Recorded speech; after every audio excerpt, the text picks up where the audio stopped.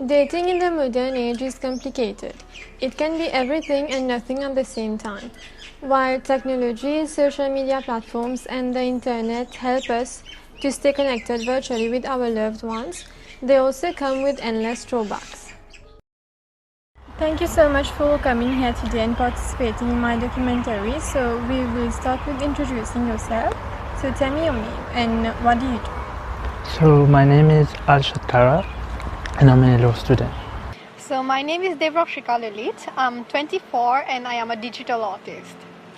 So my name is Mukul Dula and I haven't started anything as a profession, but I'm still a student. I'm pursuing a degree in BSc Journalism, Communication Studies. My name is Namrata Matabada. I am a civil engineering student at the University of Mauritius. I study at RTI. I'm doing film production. And what made you choose law as a profession?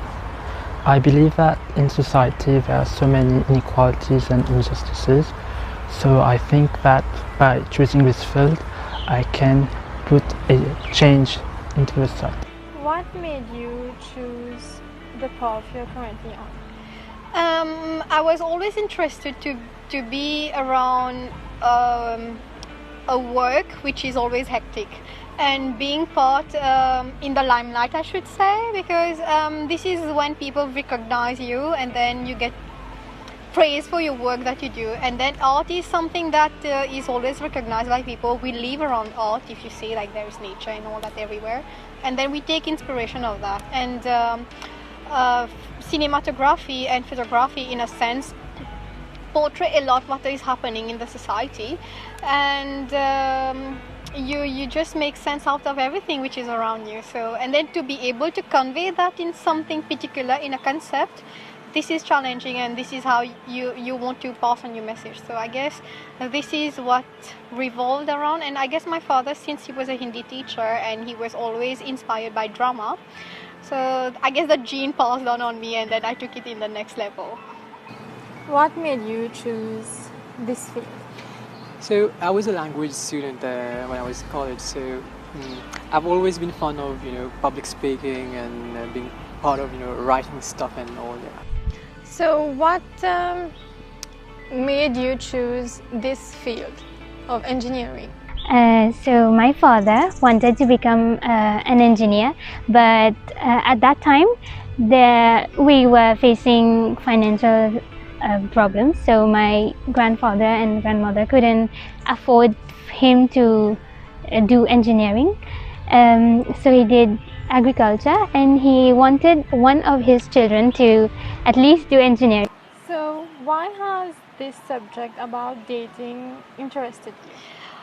Well, since like I said, I'm 24, and some people in my family do ask me like, oh, if there is there any person in my life I would want to pursue something out of that.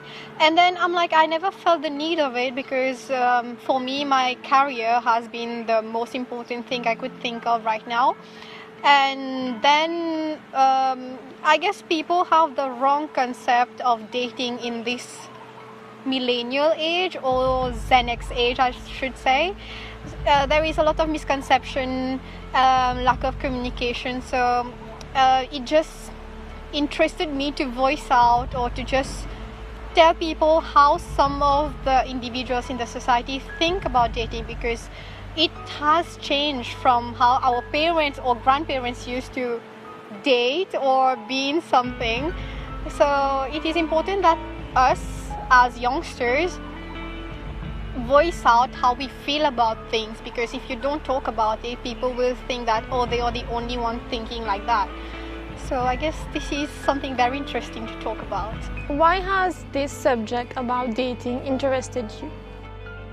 It's the first time for me to talk about something I have experienced in the past, and maybe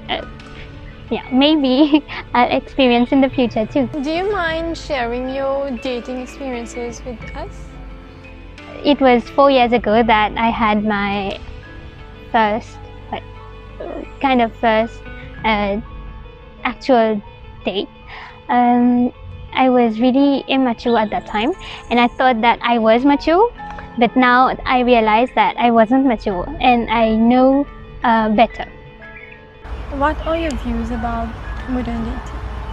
I believe that the process of modern dating has changed all across the world, and through technology and time. So that's how much. So how do you as an individual perceive modern dating? It's not a difficult thing to do actually if you are certain about what you want in your own life, because some people tend to focus more on the relationship instead of themselves first. For example, if you have issues from the past, you have to make sure that you fix it first instead of getting into something. So for example, I take it on me that I know what I want in my career, I know what I want from my family, and I know what they want from me. Like, not want, but it's just they know how I function. So if I know how I function, I will be able to, tell the other person, what, this is my plan, and we can discuss if we both fit in each other. So I guess you should not forget your individuality first by the time you project yourself or pursue something. So I guess it's not a difficult thing if you know how to handle it. How do you perceive modern dating? So dating today for me is like, if we analyze it very closely, so it's kind of, you window shopping and you just see something and you just pick it up, if you like it, and if you don't like it, you just go and change it again. So how do you perceive modern dating? Modern dating is something that most of our generation, our youngsters, feel like they should have it the earliest possible so they can have the goals, as they call it, the long-term relationship goals. But I think it's not really, they're missing the point that there's no such thing as goals. It's what you perceive as a person, if you like your relationship and stuff like that. How do you perceive modern dating? As a person who has never dated, it's pretty much the same like traditional, I would say. It's just like people are more separate. They're not physically talking to each other, and that is I would say that is a pretty important part of being with another person, and not being able to talk to them physically would affect it in somehow. I'm not sure how. What about technology and social media? How have these impacted dating? It has facilitated dating compared to long ago. Long ago, our means of communication were letters, and then it used to create suspense, and you would know that from grandparents, where they would wait for a week to get these letters done, and it's cute, I guess, and then I would think, but how do you manage not to have a message of the person for a week? He might have died during the week by the time the letter comes in, So this time is like we have a fast technology where we can get in touch with the person. So every second or every minute, you know that the person is fine. The next minute, you know that the person is still fine, or he is not, or she is not. And it facilitated to understand the person better. But it comes with insecurities and all that jazz of it projects you, and it makes you vulnerable to be out there. And then it takes a lot of effort to be on social media, because not everybody is real out there, and some people choose to project something, and in reality they are not that person. Unless you get to know them, then you know that, that was just a facade. So yeah, I guess everything comes with like good things and bad things. It's just on you how you use the medium to make it work for you. yeah. Do you think technology, social media have impacted dating? Yeah, definitely. If we have a close look at it, nowadays we're meeting people a lot. There is so many apps, Tinder, Facebook, Instagram, we meet people there, we know them, we chat with them, and this kind of that, a sort of an attachment or kind of a connection that you get, when you talk with the person, you chat with the person, and then, you feel something, and I guess this is what is actually, where when you meet the person, you feel like, or you know the person even better, because you've been chatting, you've been knowing each other through chats. But the difference is that, when you meet the person for the first time, it isn't, you don't have that kind of that first feeling, like, that kind of love at first sight feeling, and also, yeah, you miss on that particular part. And nowadays, we are so very much confined with our mobile phones, our laptops, and also rather find somebody. It's very easy to find somebody online, and you start to chat, and know the person, and then you plan to meet. This is what is actually happening right. Yeah, how do you think social media has impacted modern dating? Social media is a very useful tool that people use to communicate with other people, and I think social media, it's how you use the tool. It's not that the tool is using you. Do you think movies influence dating in any way? Of course, because as we already know, we have Titanic, or even several other movies which promote love, but sometimes it's based also on fiction, because it's not always true what they portray, Yes, it did influence the dating in this modern age. For example, you have the good side of how it impacted, and then you have the downside. For example, now when I watch movies, for example, in the range of 2000 and 2010, I find problem in everything, because you see a kind of a male dominance in the movie, and then if a guy is interested in the other person, even though the girl is not agreeing with that, all the friends will help him to pursue the girl. But then nobody asks what the girls want, and then if she does not agree, she will be referred as being stubborn, or at the end of the day she just have to agree with what the situation is happening. And then there is this concept of arranged marriage, which is seen in those movies. For example, I don't know if some people watch Hum Dil De Chuke Sanam. There is this aggressive Salman Khan character, and then there is this submissive Aishwarya Rai character, and then you have this Jeff Devgan's character, who is like trying to mend things, and then there is no mutual consent in this marriage later, and Salman Khan is so aggressive that the girl falls for him. I'm like, and then you see that at that point there is this particular scene which struck me, that Aishwarya Rai cuts her vein, and then since then there was a culture of cutting hands, and then there was this particular line of saying you have to get married first and then love later. But then it just created the misconception. And then when you see nowadays why divorce is prevalent, because people are not putting up with this mess anymore. This is why you see maybe the person is married for 15 years, now they are not happy, because living for the sake of children is not a point now.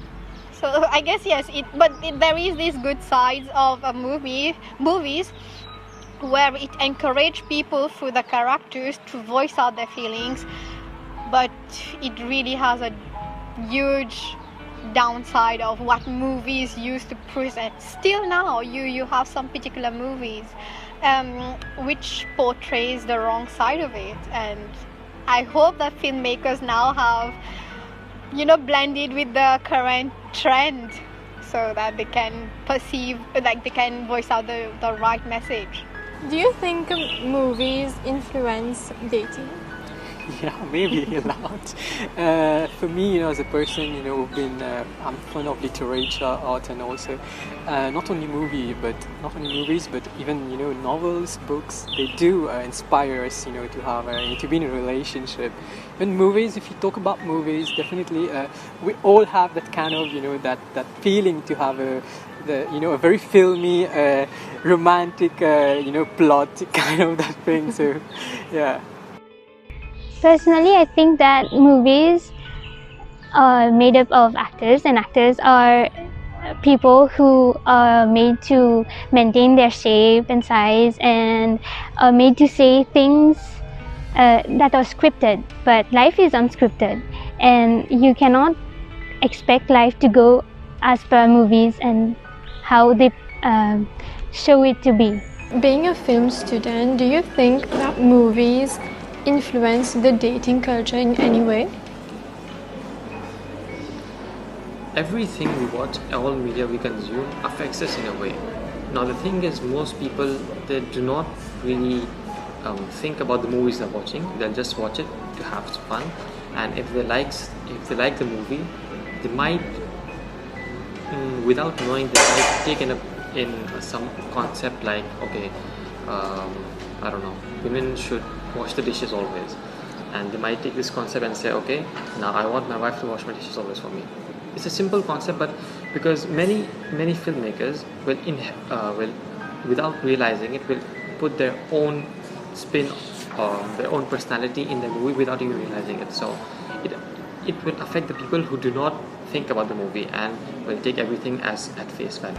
Modern dating has a language of its own now, such as Netflix and chill and sliding into DMs. What are your views about that? Guess that how it's the world, but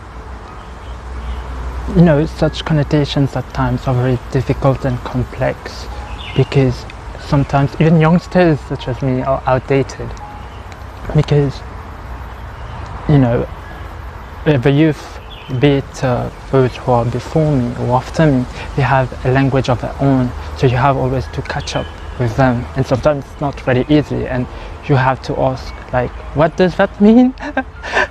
Modern dating has a language of its own now, such as Netflix and chill or sliding into DMs. It's no longer coffee dates, lunch dates, or love letters. So what do you think about this? I think these have rushed things, sort of. Dating is no longer as it used to be, because people want to experience. I think because everyone thinks that life is short, so they tend to rush things. But it's not the way that it should be, because things take time. Bonds take time to form and longer time to maintain.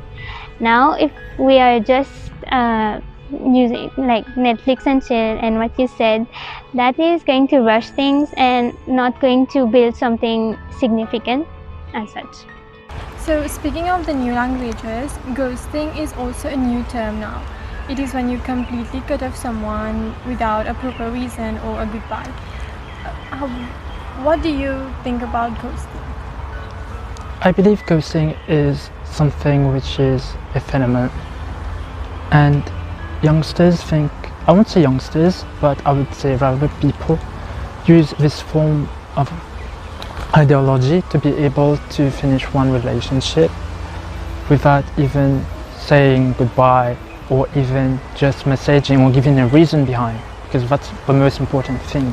When you give a reason, then you understand, and sometimes ghosting, it's because maybe someone does not want that person anymore. More likely it feels so overwhelming that even a goodbye won't fulfill that gap. I am going to ask you your views about certain terms which are very common in modern dating. So tell me, what do you think about casual dating, hookup culture, flings, long distance relationships?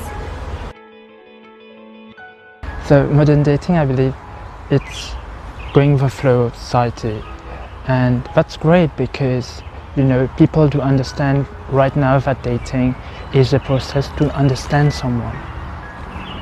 But the hookup culture in itself, it's based for the individuals, what they want.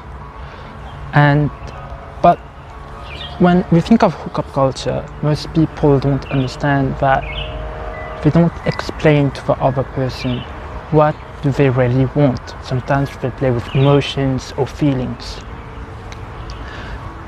Accordingly, hookup culture can be also toxic because individuals can go beyond the fine line, and by crossing that, it can lead to harassment.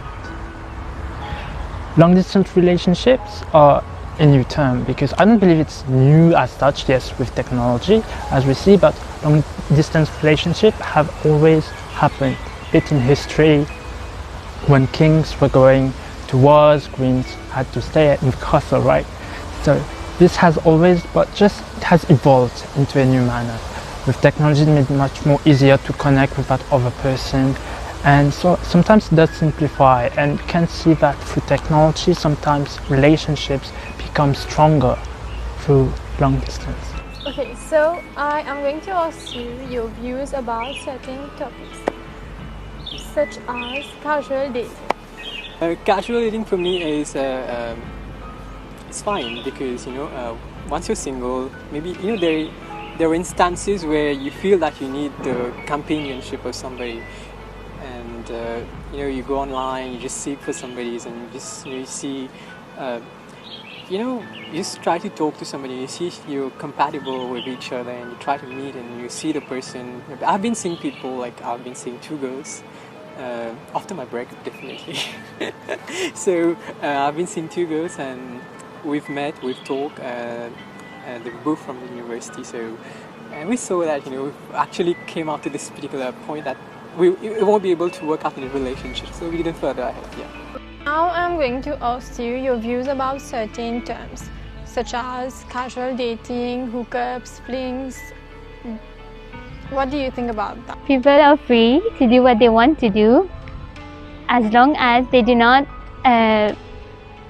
go step into the freedom of other people.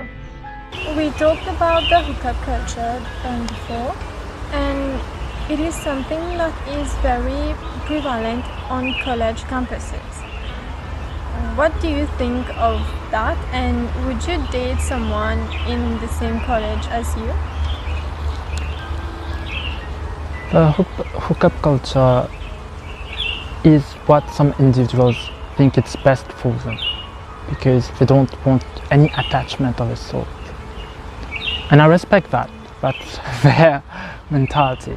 But that should not cross certain borders and just go beyond that and harass someone, because if I'm not affiliated into such a culture, so why do you want to play with my feelings and put me into that? And yes, I would definitely date someone from the same college. I don't find any issue with that, because if you like someone or love someone, then evidently, no matter the, not even college, but anywhere, so definitely yes. So do you think someone's parents' relationship or the perspective that they have of their parents' relationship will affect theirs? Yes, it does. At least in my opinion. If a person likes the way the parents are, the way they're together, then it is quite there's a quite decent chance that he's going to go after the same relationship if the person himself has not been exposed to other kinds of people who have got different kinds of relationships, who are happy in the relationship. Then he's probably going to think, okay, this is the way my parents have been, they're happy, so I should go for the same thing. On the other side, if you live in a house where your parents are like fighting always or have differences and don't talk to each other, then you might be like, I want something definitely that's different from my parents. So I think it does affect. It depends on the person how it affects. What do you think about toxic relationships? So, toxic relationships. So for me, if a relationship becomes toxic the very first time, and one among the partners, they get a doubt towards, the other partner. So that's the very first time when the relationship gets toxic, actually. So, if you have to talk about toxicity, relationship become even toxic when you don't really communicate. And even if you're communicating, you're not agreeing on a certain points, and that's where it actually becomes toxic. And it starts to hurt the persons. You have mental breakdowns, and this is when basically these are the factors that really shows that the relationship is toxic. Lack of communication, mental breakdowns, you're unable to focus on other things. The first doubt is it is the first thing that really makes the relationship toxic, but it can be eradicated in a way where both sit and talk calmly. You get back if for me, love is a responsibility, and if you're able to carry out that particular responsibility, that is when you'll be able to remove that particular toxicity of out of that relationship. Red flags do you think would signal an unhealthy relationship? There's so many red signals. Okay. There's so many red signals in a relationship. It can be cheating, it can be infidelity, or anything of such sort. But the real red flag for someone to really know is to test that person. It can be through the lows of a relationship. When you go into such a dark phase, there's so many revelations, and when that pops up, then you know what are certain red flags, the main keys that enlightens you. In your opinion, what red flags would signal an unhealthy relationship? Oh, red flags. I don't know how to put it in words because it's okay. Let me rephrase. The red flags are the person is being constantly sticky. Because at the end of the day, yes, I am in a relationship, but it does not mean that I am your property. There is this huge misconception individuals have that when they are in a relationship, that person is everything for them or around them. It is not the case in the real world. You're surrounded with your colleagues, friends, family, responsibility, career, study, commitments in general. You are living in a society, so there is a whole bunch of things, and then when you see that the other person is draining you, these are the red flags that I see first. For example, I've had someone pursue me and actually voice out and tell me, what, I've seen you somewhere and I really love this quality of yours, that you're not afraid to speak your mind, you have a great compassion, you're a people's person. But then at some point he's like, what, your people's concern, compassion, and you are not afraid to speak your mind is a concern for him. And then I was like, I don't understand that you like these qualities first and then that is a concern for you.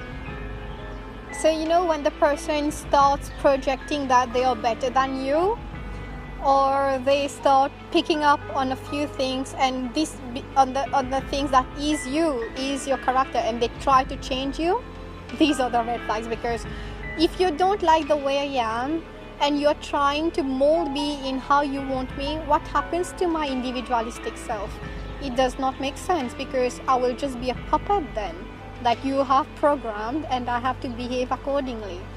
And and language is something very important, because you can decode a lot. Well, there are people who just talk in swear language in a good way. You get it from their tone. But when they get aggressive, when they talk about someone else, for example, they try to project themselves good and they don't take accountability of what they did. That is a red flag, because that person will always defend themselves and they will project that they are good and the rest of it is bad. So yeah. And then if they try to distance you with your friends or your family, that is a major thing, I guess. They will be like, oh, I'm concerned because you have too much of male friends. I am concerned because you work in a certain place where it is male dominated. Or I am concerned because, you're too independent, or you have things planned already. I guess this is one other primordial things. They are intimidated by you. If you love the person, there is no room for being intimidated by anybody. So red flags are these. In the modern dating era, many youngsters have this feeling of dissatisfaction and confusion. What do you think is the cause of? When we fall in love or we portray the idea of romance or dating, we do not there's no rule book, right? People just push individuals into, like, if you want to be in a relationship, it's upon your own. You don't know how the person will react or how the relationship will grow. There's no bookmark, as you can say. So that leads to certain confusion, and what sometimes individuals not know what they want or what they expect from this. So that kind of lead to certain anomalies. And also when youngsters face such issues, when they feel like so low or down, so that can lead to certain dissatisfaction. Many youngsters have this feeling of confusion and dissatisfaction, and they sometimes don't know what they really want. What do you think is the cause of that? I would say social media, because social media sets up unrealistic expectations. We come from different backgrounds and we have different lifestyles. What is shown in social media, is not something that you're supposed to be having. Like, you're not likely to have the same kind of situation, to be in such a situation.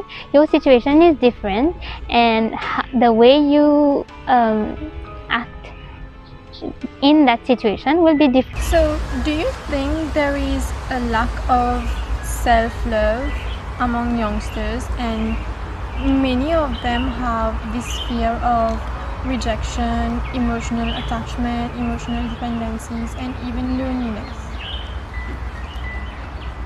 It is true that nowadays individuals want someone to fill that gap of love and needs through several things, like dependency is not like materialistic but can be also emotional. It can drain someone, or these are certain aspects which are true, because I believe there are certain emotions or feelings that they cannot express outside, and just feel that the right person which will fulfill my criteria will fulfill it. Do you think there is a lack of self-love? Indeed, because this is something very tricky with human beings, I guess, or maybe it's just in our mind. We tend to love people more instead of loving ourselves. It's just that the self-sabotaging that we do with ourselves. It is important to love yourself first, so that you can love others and then but someone to love you in return. If you demean yourself, how do you expect someone to love you? For example, if you say bad things about yourself, or if you project yourself as a bad person in the society, it is psychological that the person will have the same feelings towards you. It's like a magnet. If you attract positivity, you will get positivity. So why don't you imbibe positivity in yourself? It is okay to just give a shoulder tap to yourself and tell you that, hey, I am proud of myself and I've been doing great, and it is okay that you take a chill pill with yourself instead of being just harsh. And I guess also it is important to not get influenced by the social media. This is where we start self-sabotaging, because we compare ourselves with the other person, and then we forget that we have an individual image. So yeah, I guess you need to love yourself first and then expect someone else to love you.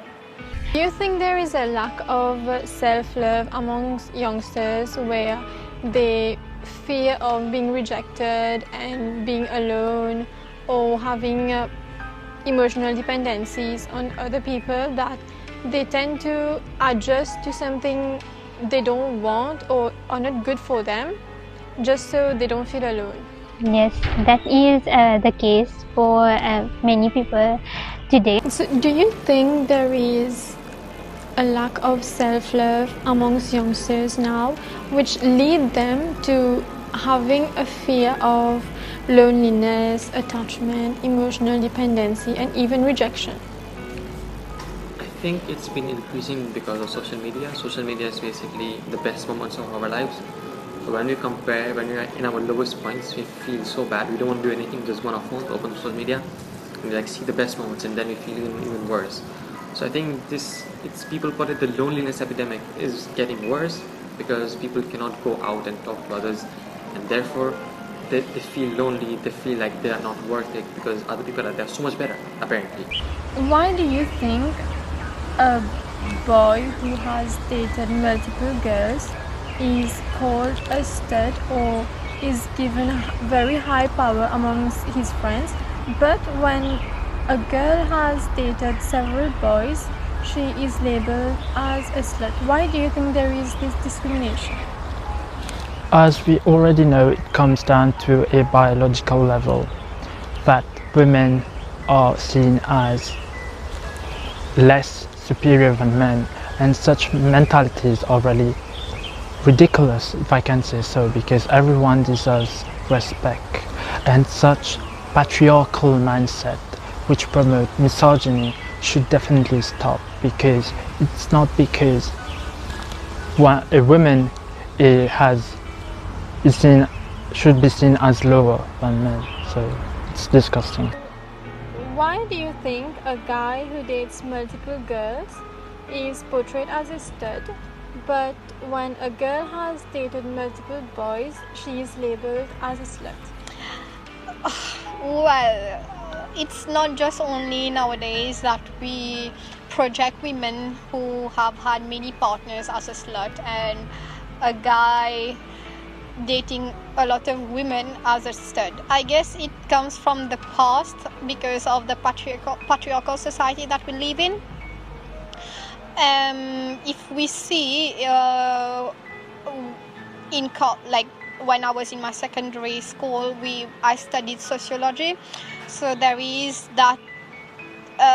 particular cultures who allow men to remarry a lot of women in order to make the society progress and have a larger population.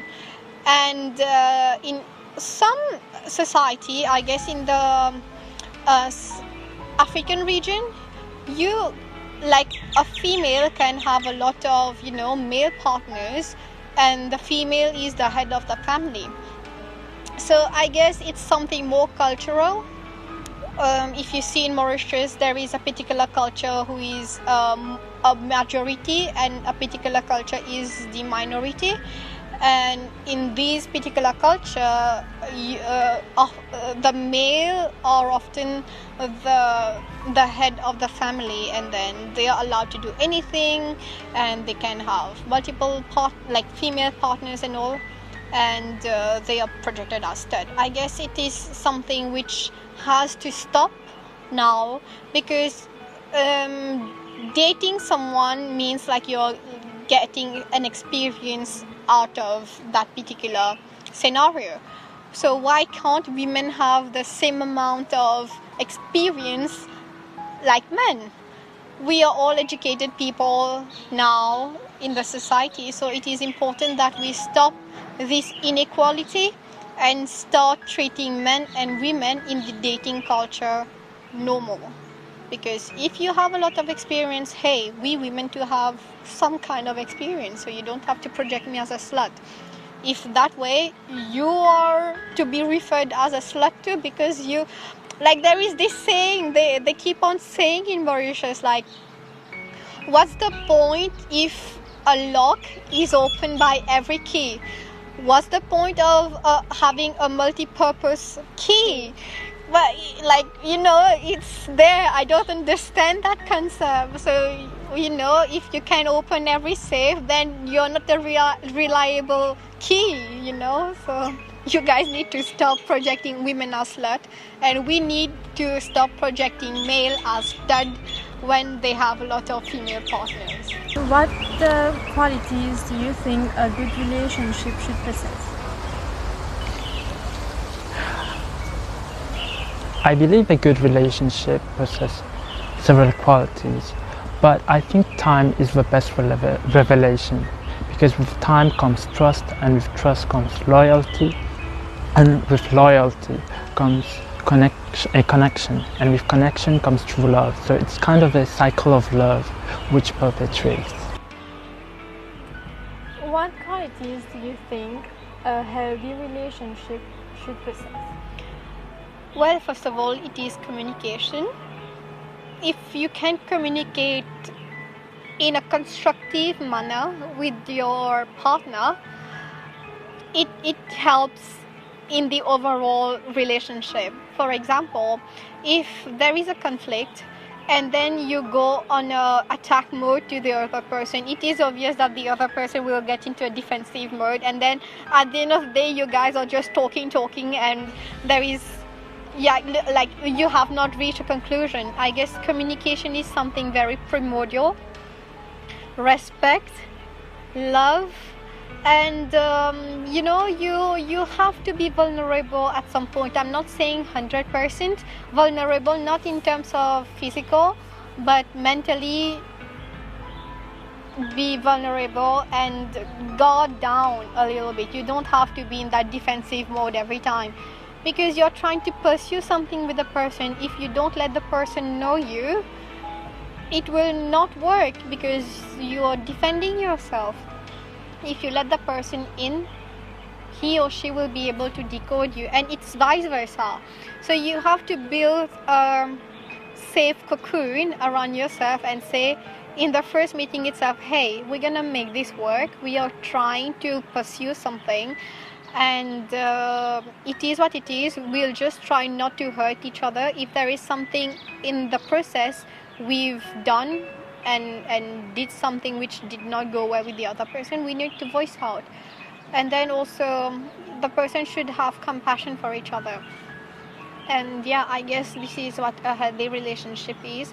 And don't try to fake it, because if you try to be in the liking of the other person, it means that you're faking yourself to fit in, and then at some point it will just drain you, and then it won't work out because you will reach a bursting point. So it is important that you know who you are and what you want, and then you go into something, and then it will make sense. Everything will come in a stepwise. So I guess that is important, and then talking makes sense if you have issues and then you're comfortable with that person. So I guess you have to reach that friendship level first, and then go to that relationship phase, and then go to that commitment phase. So take it slow. It will make everything work for a good relationship. What qualities do you think a healthy relationship should possess? So a healthy relationship for me should be like, when you're both happy with each other's company, even when you have in every relationship we have discussion, we have arguments. If you're able to deal with it within the same day, making you're concerned with the happiness of the other, and you'll do anything to make the other person happy. And especially the most important thing is trust. The base of each and every relationship, kind of any bond, is trust. So if that particular trust is is kind of very compound, very compact, and that's all. Yeah. What qualities do you think a good relationship should possess? Firstly, kindness. Like, you need to treat the other person kindly, and then being ready to hear another person's point of view. Maybe even if you don't agree with it, at least listen to them, and then think how would you move forward with this. What is your idea of a good partner, and what qualities do you look for in one? A good partner for me is someone who is brave, resilient, and does not fear to be the person, And I believe a good woman is someone who is confident, who outsmart and rise in life no matter the circumstances and difficulties thrown at her. And certainly is independent, fearless, strong women. What qualities I look for a partner? It's kind of a subjective thing right now, because my idea of love will differ in 10 or 20 years time. So for example, today I might say I look for personality, but in some years it cannot be certainly the case. What is your idea of a good man, and what qualities or characteristics do you look for in a man? Well, I don't think there is that notion of good man. When you try to like, if you say good man, there is already that box, like you have to have this and this and this to be a good man. No, let's keep it open as long as the person is a good human being in terms of he is living lawfully in the society. He's not killing anybody, of course, or raping or disrespecting and have this toxic behavior. And he's understanding, compassionate, loving, responsible, goal-oriented. The list goes on, the list goes on. I guess if you're a good human being, you're a good man or woman. If you do things which is not accepted by the society in the way that you hurt people, then I guess you're projected as a bad man. So yeah. Okay, so what is your idea of a good woman, or what qualities and characteristics do you look for in someone? So for me, qualities of a good woman, let's forget about being career oriented or anything, because that's in a girl or even in a boy, career is something that should be personal to him or her. Okay, so a good quality that I look for into a partner. Okay, she should not, even if one day, touch wood, if my mom is not here, she should be like she should not let me miss my mom. Yeah. That's something that I think she should possess, and yeah, she should take care. Like she should be that head of the family. She should be able to take that important decisions that the woman of the house should really take, and she should be wherever we are, we should be like together, and yeah, just the perfect woman, just like my mother. Okay, so to end this, what is the best piece of dating advice you've ever been given that you would like to share with us? Okay. The best piece of advice that I was given, not by one person but many people, is that to understand someone correctly, give time. Sometimes relationships evolve with time in such a way that you direct yourself into two different situations, ways, what changes everything. So give time, and no matter what happens, be grateful for that period of time. Live into that moment, because when you live into that moment and that you're happy, then later, even if you do have regrets, that bring you something, experience, and you become more mature. Thank you so much for coming here today. It was a pleasure talking to you. Same to you. So to end this, what is the best advice you can give us In terms of dating? in terms of dating? I guess as an individual, first you need to know where do you stand in your life, and fix your own issues first. The moment you fix your own things first, and then you will be able to project yourself in someone else's life. Also, don't try to be defensive all the time. Go down a little bit, maybe not 100%, maybe 75% go down, and then have that 25% of that defense mechanism. And then both the partners have to be vulnerable. If there is the only one person trying to make things happen, it will not, because it takes two people to make something And I guess a good communication, respect, and love is the three key to make things work.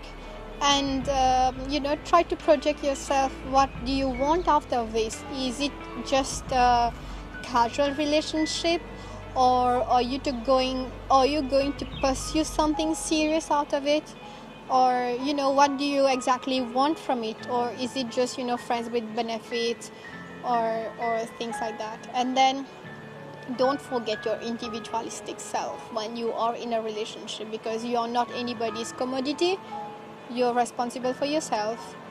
And I guess people have to be understanding most of all. And then at some point, be open with your parents at the same time, and explain. I know it's not the very comfortable topic to talk with your parent, because some parents might not be as accepting, but when you reach a certain age, I guess parents also want to be involved if you have someone in your life, so that you know how the person is behaving around your parent, and not that you get a surprise after committing and then oh, this is toxic, or parents will catch feelings easily. And try to make things work around it. And you have to be there for each other with no judgment, because what is a relationship is just like you take it to the next level. First of all, you're best friends. There is no secrets hidden. You have to be comfortable. And also, if there is a lot of help available nowadays. For example, we all talk about mental health, but for individuals, but we don't talk about counseling for couples. If you see that you are in a relationship, maybe it is like a dating relationship, or you are married, and you see that there is trouble in that, maybe seek for counseling. There might be things that you are not able to talk to your partner, but you're able to talk with there is a third experienced and trained party who will guide you through and work through your differences. Couple therapy is just not for people who got married. It is also for people who are in a relationship. So seek help if you need to, but make sure that you're not getting wrong information and make it worse. So there is a lot of factor, a lot of research, comprehension, and understanding in there. So yeah, I guess nowadays youngsters have to know what they want, and then from that move forward. So yeah. Thank you so much. It was lovely speaking You're to welcome. You're welcome. What is the best advice that you can give us? For a relationship? No, on dating, on whatever we told. So for me, yes, date until you find the right one. Yeah, but do you have you want to satisfy your I don't know, your sexual desires, or whatever you have to satisfy, you just get the person informed that okay, I want to do this with you, I want to do that with you. It's a no. Don't force the person. Forcing somebody will never lead you to happiness. So always go with the flow. In any kind of a situation, go with the flow. Know the person well. To end this, what is the best dating advice you can give us? Do not date when you are lonely. Date when you are sure that you want to date and you think that that person is adding value to your life. But you should not be dependent on that someone. Thank you so much. It was lovely having you here. So to end this now, what is the best piece of dating advice you've ever been given that you would like to share with us, or even like any advice of your own that you would like to share with us? Don't commit to something when you're young. Take your time and don't try to follow other people who are telling you should get into a relationship, you should get a girlfriend, you should get married or whatever. Take your time, think about it, because especially between 15 and 25 you change a lot, so you might get into a relationship and then you completely change and then you have to get a divorce even. So that's bad. Also, just take your time, take it slowly. You don't have to be in a relationship. Just when you feel like it, you can go into it. Thank you so much for coming here and sharing your experiences with us. It was lovely speaking to you. Thank you. You're welcome. To end this, all I can say is don't wait for someone else to come along and fill in the gaps. Live your life, be open, be happy, and enjoy that happiness. Focus on yourself. Love comes to you when you are not looking for it, and when the person who shows you they love you and make you happy comes, I hope you don't throw it away and you value it.